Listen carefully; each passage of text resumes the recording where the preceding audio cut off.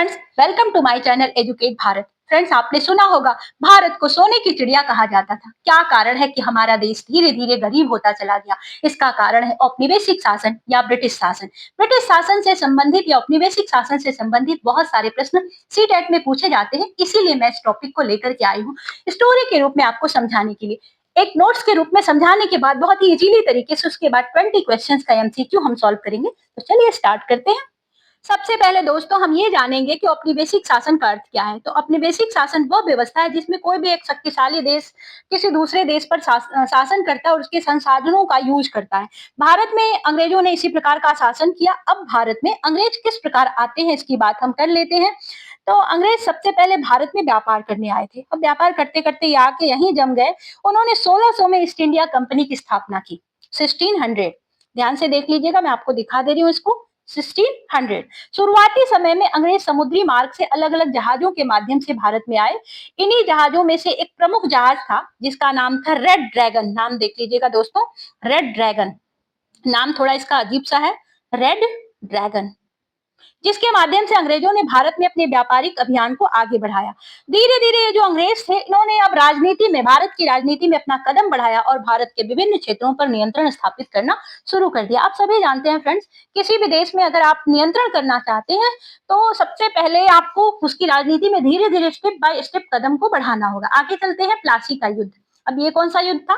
तो ये युद्ध होता है 1757 में। 1757 में प्लासी का युद्ध होता है। नवाब सिराजुद्दौला थे, ये बंगाल के नवाब थे और इनके और अंग्रेजों के बीच में हुआ। इस युद्ध में अंग्रेज जीत जाते हैं और इसके बाद बंगाल पर इनका नियंत्रण हो जाता है। मतलब एक पूरा का पूरा राज्य इनको मिल जाता है। बंगाल उस समय भारत का एक समृद्ध क्षेत्र था, बहुत ही धन धान्य से भरा हुआ था। इसीलिए अंग्रेजों की आर्थिक स्थिति मजबूत हो गई, जिससे इनके लिए सेना रखना आसान हो गया और इन्होंने बाकी राज्यों पर कब्जा करने के लिए शुरुआत कर दी।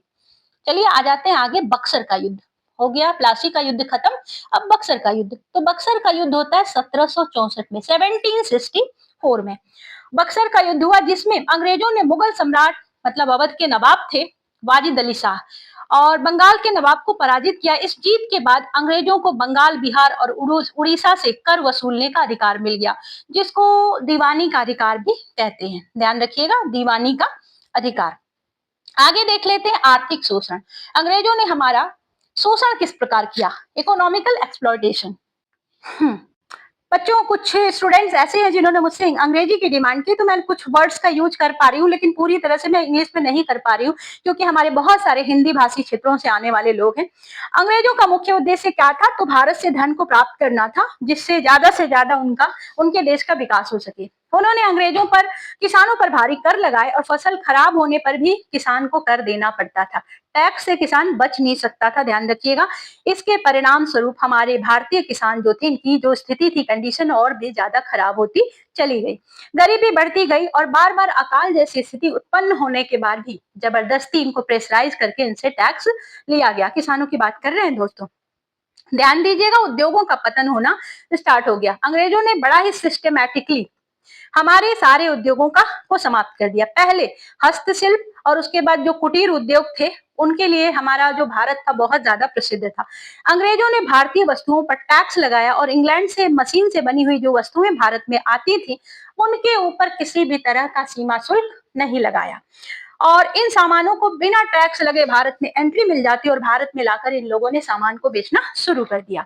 इससे भारतीय कारीगरों का नुकसान हुआ, क्योंकि भारत के जो कारीगर थे उनका सामान महंगा, जो महंगा सामान वैसे भी कोई नहीं खरीदता, ये तो आप जानते ही हैं।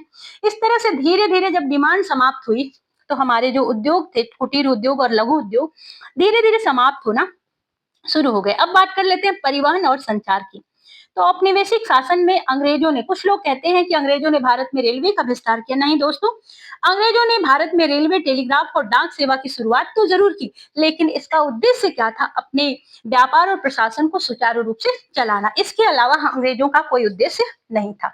शिक्षा नीति, अंग्रेज हमें कोई शिक्षा देना नहीं चाहते थे। उनका एक ही उद्देश्य था। 1835 में अंग्रेजों ने शिक्षा की शुरुआत की, ध्यान दीजिएगा। इससे भारतीयों में एक नई सोच और जागरूकता आई, जिसने आगे चलकर राष्ट्रीय आंदोलन को मजबूती दी। लेकिन ध्यान रखिएगा मेरे प्यारे दोस्तों, अंग्रेजों का ऐसा कोई उद्देश्य नहीं था कि हमारे यहाँ राष्ट्रीय आंदोलन को मजबूती मिल जाए। उनका कारण सिर्फ एक क्लर्क या बाबू वर्ग को तैयार करना था। लेकिन भारत में कुछ पढ़े लिखे लोग, इंटेलेक्चुअल जो एक सेक्शन था, वो डेवलप हो गया। आगे बढ़ते हैं। प्रशासनिक नीति। तो इनकी प्रशासनिक नीति कैसी थी? Administrative policy. अंग्रेजों ने केंद्रीकृत प्रशासन को स्थापित किया, मतलब एक जगह से सारी व्यवस्था को हैंडल किया जाता था। नई न्याय व्यवस्था लागू की। उनके दिमाग में एक बात और भी थी, भारत में फूट डालो और राज्य करो, मतलब इनको डिवाइड कर दो, उसके बाद शासन करना आसान हो जाएगा, जिससे भारत में समाज में विभाजन बढ़ता चला गया। 1857 का विद्रोह। पहली बार 1857 में पहला ऐसा संग्राम अंग्रेजों ने देखा जिसमें कई भारतीयों ने मिल करके थोड़ा संघर्ष किया। इससे पहले कभी भी 1857 का जो पहला स्वतंत्रता संग्राम माना जाता है, इससे पहले भारतीय कभी भी संगठित नहीं हुए। इस विद्रोह के क्या कारण थे? तो आर्थिक कारण भी थे, आर्थिक शोषण हो रहा था हमारे कुछ ऐसे धार्मिक भारतीयों के मैटर्स थे जिसमें अंग्रेजों ने इंटरफियर या हस्तक्षेप करना प्रारंभ कर दिया था। इसमें सैनिकों का असंतोष भी था। अब सैनिकों के असंतोष को आपको बता दें क्या था। तो एक कारतूस था जिसमें इन्होंने गाय और सुअर की चर्बी लगा दी, जिससे ऑब्जेक्शन था हिंदू और मुस्लिम दोनों ही सैनिकों को था, क्योंकि हमारे लिए गाय पूजनीय मानी जाती है और मुस्लिम जो सैनिक थे उनके लिए भी ये अच्छा गाय और सुअर की चर्बी पवित्र नहीं मानी जाती। और इसके कारण हमारे यहाँ मंगल पांडे जी ने, एक सैनिक थे जिन्होंने विद्रोह कर दिया। इसके बाद पूरे सैनिकों ने विद्रोह किया इस असंतोष से। इस विद्रोह के बाद ईस्ट इंडिया कंपनी का शासन समाप्त हो गया और धीरे धीरे ब्रिटिश शासन के अधीन आ गया। क्यों? क्योंकि इस विद्रोह ने अंग्रेजी शासन की जो जड़ें थी भारत में, उसको हिला ही दिया था। यही कारण था कि अब ईस्ट इंडिया कंपनी को समाप्त करके पूरा का पूरा भारत का शासन ब्रिटिश सरकार ने अपने हाथों में ले लिया। ले लो हाथों में। महारानी विक्टोरिया। औपनिवेशिक शासन के प्रभाव, औपनिवेशिक शासन के कारण भारत में गरीबी बढ़ी, बेरोजगारी बढ़ी और हमारे जितने भी लघु उद्योग थे, कुटीर उद्योग थे, वो समाप्त होते चले गए। हालांकि कुछ सकारात्मक परिवर्तन भी हुए, जैसे आधुनिक शिक्षा, मॉडर्न एजुकेशन देख रहे हैं आप, परिवहन की व्यवस्था, राष्ट्रीय चेतना का विकास हुआ। इस प्रकार हमने देखा कि किस प्रकार भारत की अर्थव्यवस्था, समाज और राजनीति को गहराई से औपनिवेशिक शासन ने प्रभावित किया। इस पृष्ठभूमि में भारत में स्वतंत्रता आंदोलन का भी विकास हुआ। चलिए फ्रेंड्स, अब हम करेंगे 20 क्वेश्चंस का एमसीक्यू। और अब तक आपने औपनिवेशिक शासन के बारे में कुछ चीजें पढ़ ली हैं। अब इन क्वेश्चंस का आंसर आप बड़ी आसानी से दे लेंगे। कमेंट बॉक्स में आप मुझे आंसर जरूर बताइएगा।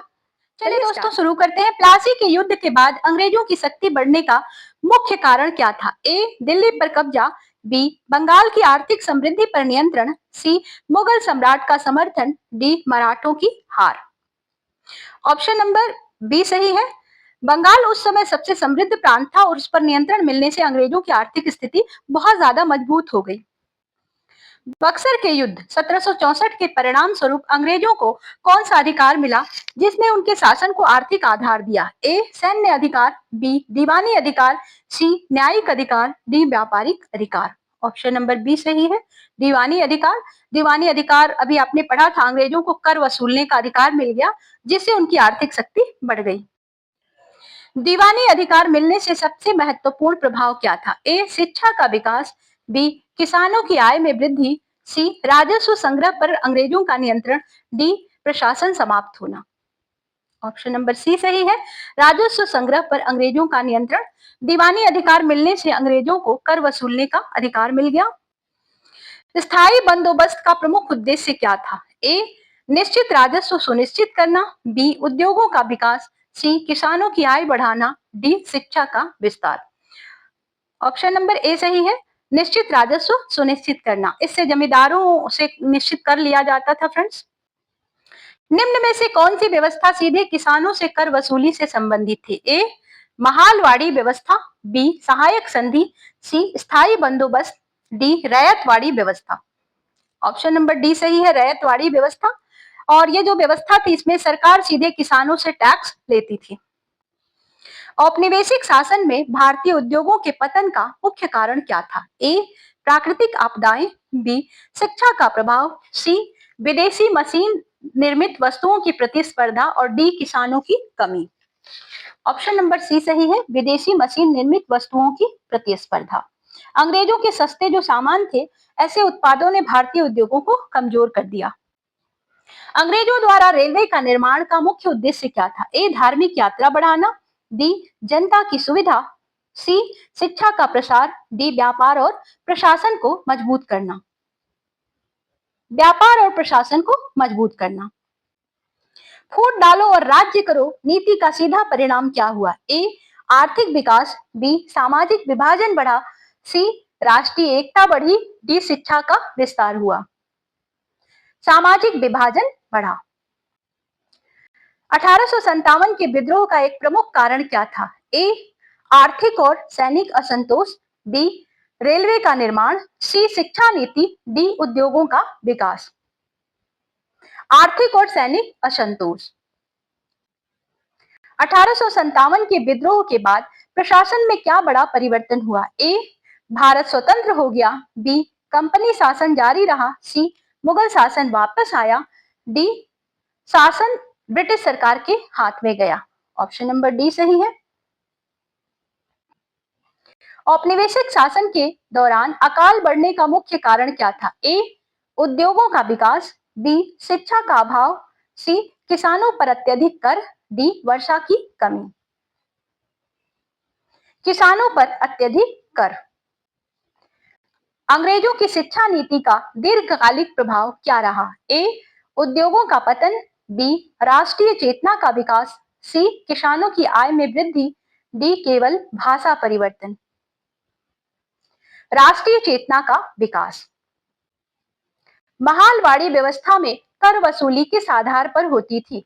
ए जमींदार, बी व्यक्तिगत किसान, सी व्यापारी, डी पूरे गांव या महाल। पूरे गांव या महाल। अंग्रेजों की आर्थिक नीतियों का संयुक्त प्रभाव क्या था? ए भारत कच्चे माल का आपूर्तिकर्ता बन गया, बी उद्योगों का विकास हुआ, सी समृद्धि बढ़ी, डी शिक्षा का विस्तार हुआ। भारत कच्चे माल का आपूर्तिकर्ता बन गया। औपनिवेशिक शासन में भारत की भूमिका क्या थी? ए औद्योगिक राष्ट्र, बी स्वतंत्र देश, सी उपनिवेश और कच्चा माल आपूर्तिकर्ता, डी विकसित देश। उपनिवेश और कच्चा माल आपूर्तिकर्ता। प्लासी और बक्सर के युद्धों का संयुक्त परिणाम क्या था? ए अंग्रेजों का निष्कासन, बी मुगलों की शक्ति बढ़ी, सी अंग्रेजों की शक्ति कमजोर हुई, डी अंग्रेजों की शक्ति का विस्तार।